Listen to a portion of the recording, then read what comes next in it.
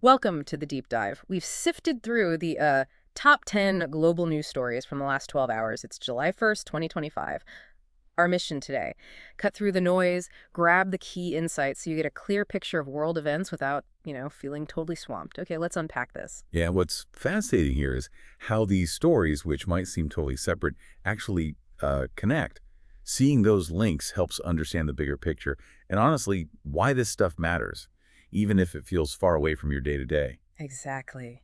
And speaking of connections, Europe's political scene really jumped out at me. France is heading for a runoff vote, and while there's some serious far-right momentum, it's putting Macron's centrist group under real pressure. It's not just about France either, is it? It could reshape their EU role, maybe ripple out. hmm And it points to this wider trend, right? These evolving political landscapes, even within alliances we see as stable, like NATO. And here's where it gets really interesting. You've got this friction inside NATO itself. Turkey's blocking Swedish jet parts, citing those Quran-burning protests. Right. And the timing with the NATO summit preparations focusing on long-term security for Kiev. Exactly. If we connect this to the bigger picture, how do these internal spats affect their overall strategy, their effectiveness? Does Turkey's stance potentially weaken that united front they're trying so hard to project, especially now?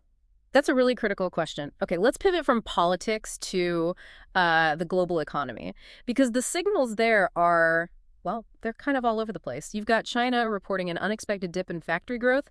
Their June manufacturing PMI slipped to 49.7. Yeah, and anything under 50 basically signals contraction. That's definitely shaking confidence a bit, raises concerns that their whole post-COVID recovery might be stalling out. But then contrast that with the UK, inflation there dipped to 2.4%. That's getting pretty close to the Bank of England's target. It is. And it's definitely strengthening those bets you hear about a possible rate cut from the BOE, maybe later this summer. These divergent trends, China slowing while the UK sees potential easing, Hmm. they're significant. They show different recovery stages, different challenges, and, the ripple effects could be quite widespread. Absolutely. Okay, so what does this all mean when we add in other major global events? We're seeing some really pioneering, maybe controversial financial stuff happening too, like El Salvador launching those Bitcoin-backed infrastructure bonds. Mhm. They're aiming to fund a new airport, a hospital, basically using crypto investments. It's bold. It's definitely Huh? innovative. But, tying national development funding so directly to volatile crypto markets, that's risky. Raises serious questions about financial stability down the line. Yeah, it's a huge gamble. And at the same time, we're facing these massive, persistent global challenges. The Canada wildfires are still raging, over 3 million hectares burned.